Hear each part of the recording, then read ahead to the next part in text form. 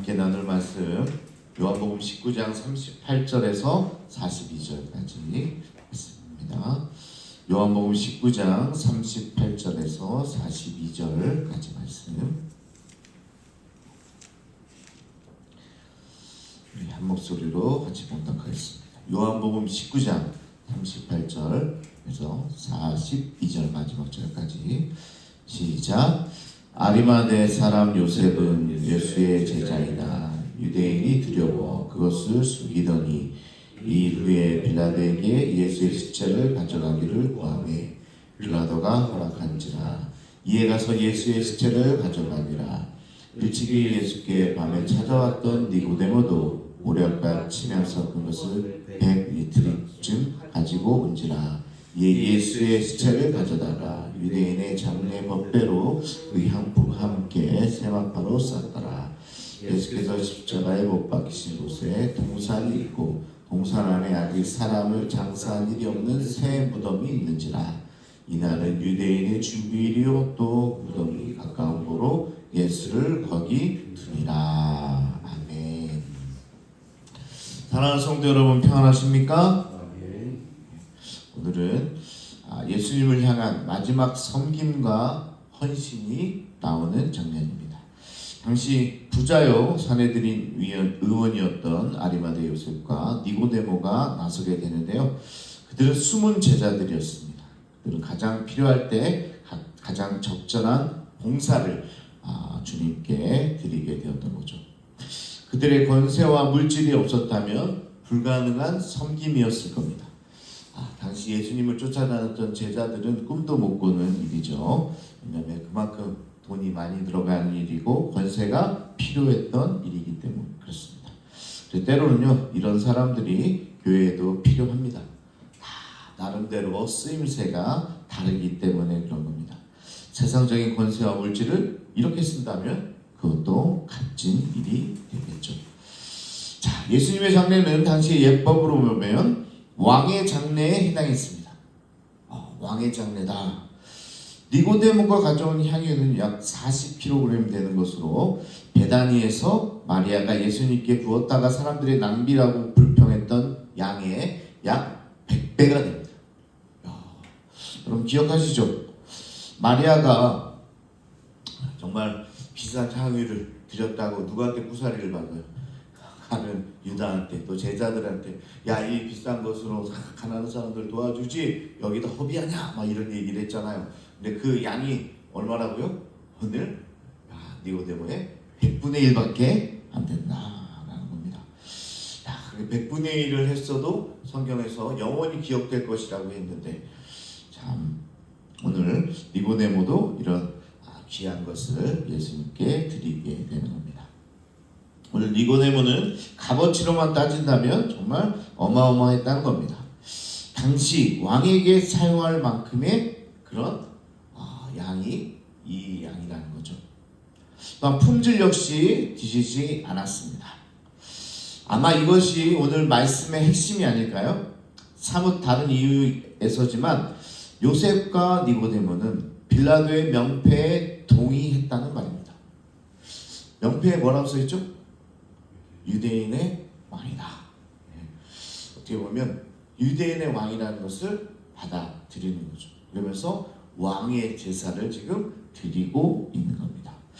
그들은 생각했을 겁니다. 이스라엘 왕이 있었다면 이분이야말로 그다.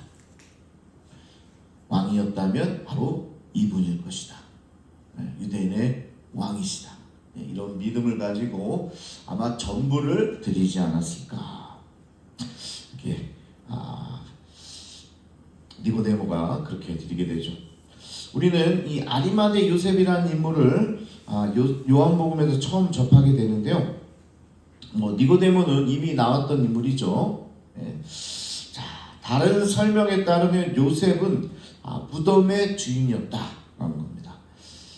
요셉의 말은 그의 무덤이 우연히 가까이 있어서 일이 너무나 잘 풀렸다라는 것처럼 들리는데요. 마치 일이 일사천리로 처리됩니다. 그 무덤을 가지고 있다는 거 여러분 그냥 요즘 장사하면서 무덤 자리 알아보고 급하게 누가 돌아가시면 알아보는 그런 정도의 것이 아닙니다. 이 무덤이 얼마나 비싸냐, 함부로 가질 수도 있는 것도 아니고 그렇게 오랫동안 준비해야 되는 건데, 오늘 이 요한의 이야기에는 그게 너무나 순조롭게 진행되고 있는 거죠. 하지만 그가 강조하는 핵심은 그 무덤이 한 번도 사용된 적이 없었다는 겁니다. 41절에 유독 이를 강조하고 있는데요. 요한은 자기 이야기의 다음 부분에 전할 때 사람들이 가질 수 있는 의심을 미리 내다본 사람처럼 이 무덤에 대해서 아주 자세하게 설명하고 있는 겁니다. 여러분, 무덤이 새 무덤인지 후 무덤인지 중요합니까?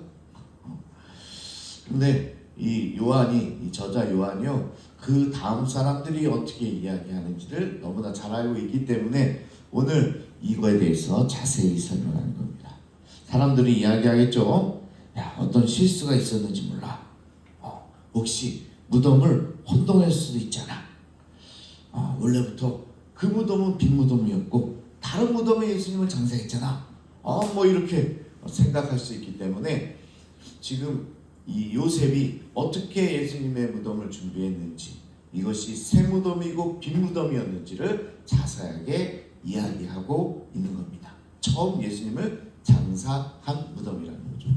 여러분, 그냥 상식적으로 생각을 해보면 원래 쓰던 거는 나중에 혼동할 수가 있죠. 혼동할 수 있잖아요. 원래 막 쓰던 건데 이게 뒤태 썼다 저때 썼나 이렇게 혼동할 수가 있어요. 그런데 처음은 혼동할 수가 있나요? 처음 새거 내가 만약 옷 딱 개봉을 한 거예요 지금, 그러면 딱 기억이 남잖아요. 이건 혼동거리가 아닙니다. 예수님 거기 새 무덤을 장사했는데 나중에 잘못 찾아가고 그럴 수 있을까요? 그러기 어렵죠. 그렇기 때문에 오늘 이런 이야기들을 지금 하고 있는 겁니다. 예수님이 장사된 것은 바로 새 무덤이었다. 그러니까 실수가 있을 리가 없다. 아무렇게나 장사된 게 아니다. 요셉은 처음 것을 드렸고 여기 예수님이 장사된 것이니 혼동될 여지가 없다. 이것을 지금 요한이 밝히고 있는 겁니다. 이런 상세한 내용 우리가 사실 못 들어봤는데 어디 책에 보고 이런 내용이 있더라. 그래서 여러분들에게 나누는 겁니다. 제가 하는 얘기는 아니고 지금 이 연구를 한 사람들의 신학자들이 이야기를 지금 나누고 있는데, 그렇구나. 혼동될 이유가 없습니다. 새 거였어, 새 거. 예수님의 장사를 처음으로 하는 겁니다. 자, 다음 인물로 니고데모. 요한이 상기시켜 주듯이 우리 전에는 니고데모를 만난 적이 있죠. 그가 밤중에 찾아가서 나눈 대화는 요한복음 전체에 예수님이 사람들과 나눈 아주 긴 대화 중 첫 번째가 바로 이 니고데모입니다. 어떻게 영생을 얻을 수 있냐, 다시 태어나냐, 어떻게 태어나냐, 뭐 이런 이야기들을 같이 나눴잖아요. 예수님은 니고데모에게 대답하시면서 거듭난 인생, 새로운 출생, 물과 성령으로 태어나는 것에 대해서 설명을 했습니다. 그 개념을 상세히 다루다가 예수님은 광야에서 모세가 뱀을 들었던 사건과 마찬가지로 인자가 높이 들려서 자기를 믿는 모든 사람이 영생을 얻게 될 것이다. 여러분, 구약의 노뱀 사건 알죠? 불뱀, 노뱀 이 사건. 그래서 막대기에 들려서 그래서 노뱀을 달고 그래서 많은 사람들이 치유받고 구원받은 사건이 있지 않습니까? 그런 예수님께서 그것을 빗대어서 그래야지만 영생을 얻게 된다. 이 이야기를 누가 나눴어요? 오늘 니고데모하고 나눴던 겁니다. 그런데 결국 자신이 남매의 높이 들려서 죽음을 맞이하게 되는 것이 바로 이 십자가 사건이죠. 니고데모는 오늘 그것을 본 겁니다. 예수님과 나눴던 것을 이제 눈으로 보게 되는 거고, 그래서 그분이 십자가에 달리게 되시고 우리에게 영생을 주시는구나. 결국 니고데모는 요한복음 7장에서 율법 문제에 대해서 예수님을 두둔했다가 쓰라린 조롱을 당한 때를 거쳐서 이번에는 전혀 득이 될 것이 없고 전부를 잃을 수 있음에도 불구하고 기이하게 죽은 왕을 위해 자신이 할 수 있는 마지막 섬김을 오늘 수행하고 있는 겁니다. 그것을 보면서 정말 왕이시구나, 우리의 왕이었구나, 이것을 알고 가장 값진 것을 우리 마리아의 100배가 되는 그런 섬김으로 나아갔다는 것입니다. 자, 이렇게 마지막 예수님의 장사를 준비한 요셉과 니고데모가 있었다라는 겁니다. 여기 한 가지만 더 살펴볼 텐데요.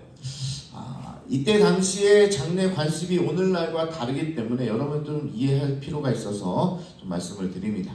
당시에는 관도 없고 화장도 하지 않았습니다. 그때 문화는 우리랑 지금 다르죠. 무덤은 바위를 깎아낸 빈 동굴이었다. 그래서 제가 말씀드렸잖아요. 그래서 비싸다. 이거 무덤을 만드는 게 쉬운 일이 아니다. 바위를 깎아가지고 비한 동굴이었다.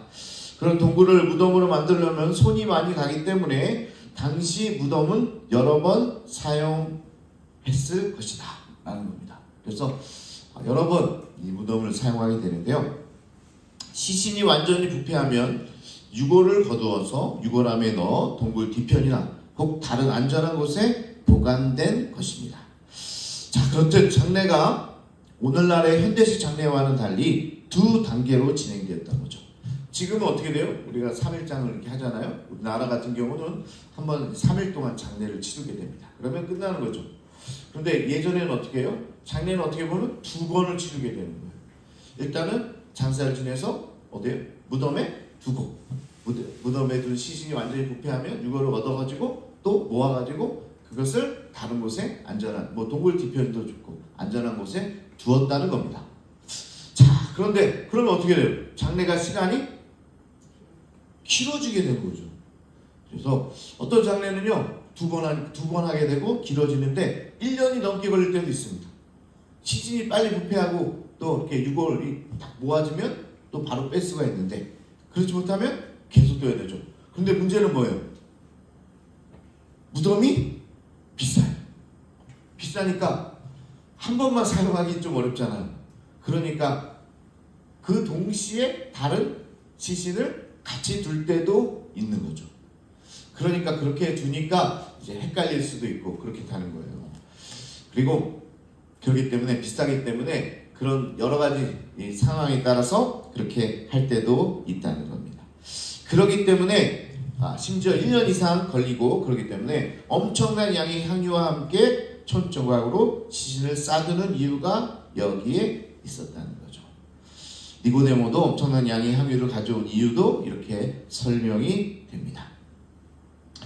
그러면서 이 장사가 그냥 장사가 아니라 왕의 제사로서 무덤도 새 무덤이고, 그리고 보통 무덤 뭐라 그러죠? 시신도 여러 번 갖다 쓰고 같이 이렇게 놓기도 하고 막 그런다 그러잖아요. 그런데 예수님의 무덤 뭐예요? 새 무덤이고 예수님 하나, 그리고 향유도 어떻게 해요? 대단한 왕의 향품을 썼던 그런 왕의 제사였다. 참으로 아이러니한 게 하나 있는데요. 예수님은 죄수로 죽으셨지만 왕같이 묻히셨다는 사실입니다. 그러니까요, 그냥 하나하나가 그냥 있는 일이 아닙니다. 명패에 써있던 대로 그대로 장사를 치르고 있는 겁니다. 평소에 예수님은 인자는 머리 둘 것이 없다고 하셨는데 그동안 한 번도 누려보지 못한 호사를 죽음 후에 누리고 계시네요. 그죠? 참 아이러니합니다. 죽음 후에는 이 왕의 제사를 드리고 있습니다. 그 중심에는 숨어서 헌신하는 제자 아리마대 요셉이 있었고 니고데모가 있었던 것입니다. 그러면서 오늘 말씀은 이런 억울한 죽음 가운데서도 왕으로서 예수님의 진면목이 드러나게 된다. 근데 이게 아이러니고 이게 진리다라는 겁니다. 죽음이 생명을 가져오게 되고 끝이 새로운 출발을 하게 되는 것이다. 죽음이 어떻게 돼요? 아이러니가 뭡니까? 죽어서 끝났다고 생각하는데 뭐예요? 시작이라는 거예요. 생명이 다시 일어난다는 거예요. 제가 장례식장에서 많이 설교하잖아요. 우리가 이 땅에서는 죽지만 저 하늘나라에서는 그 날이 무슨 날이라고 그랬어요? 생일날이라고 그랬죠. 생일날. 그때 태어난 겁니다. 또 때마침 저희 어머님, 제가 장사를 치르고 왔는데 저희 어머니는 생일 잔치를 크게 하고 있어요. 그래서 알려주더라고요. 엄마가 기뻐하고 계신다고. 그런 겁니다. 우리가 죽음이 끝이라고 생각하면 울고 불고 난리가 나는 거죠. 근데 저도 기쁘더라고요. 3일 내내 울지 않았습니다. 울지 않고 오히려 기쁘더라고. 감사하더라고요. 왜? 생일날인데, 어머니 생일날인데 왜 아들이 웁니까? 기뻐해야죠. 마치 그런 거죠. 오늘 예수님께서 그것의 첫 열매가 된 겁니다. 죽었다고 우리가 끝이라고, 우리가 믿었던 예수님도 죽는구나 이렇게 생각하는 게 아니라, 그 죽음이 뭘 불러일으켜요? 새로운 생명을 일으켜요. 죽음이 오히려 새로운 시작을 일으킨대요. 그래서 예수님을 믿는 모든 자들이 죽음에서 끝나지 않고 영생을 얻게 된대요. 하늘나라가 우리의 것이 된다는 것입니다. 할렐루야. 우리에게 죽음 이후에 더 풍성하고 위대한 삶이 기다리고 있다.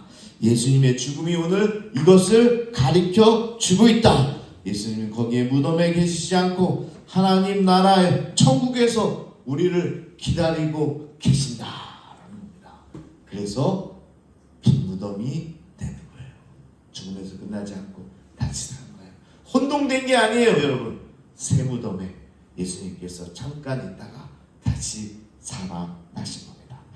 사순절기가 주님의 죽으심과 십자가 그리고 부활을 기리는 그런 묵상하는 기간인데요. 이 역설의 진리를 깨닫는 여러분 모두가 되기를 축복합니다. 사실 이 설교 말씀을 지난주에 준비를 해놨는데, 오늘 이렇게 딱 맞게 오늘 말씀을 전할 수 있게 돼서 얼마나 좋은지 모릅니다. 저에게 너무나 또 감사한 말씀이 됩니다. 죽어야 살게 되고 잃어야 다시 얻게 되는 놀라운 사실.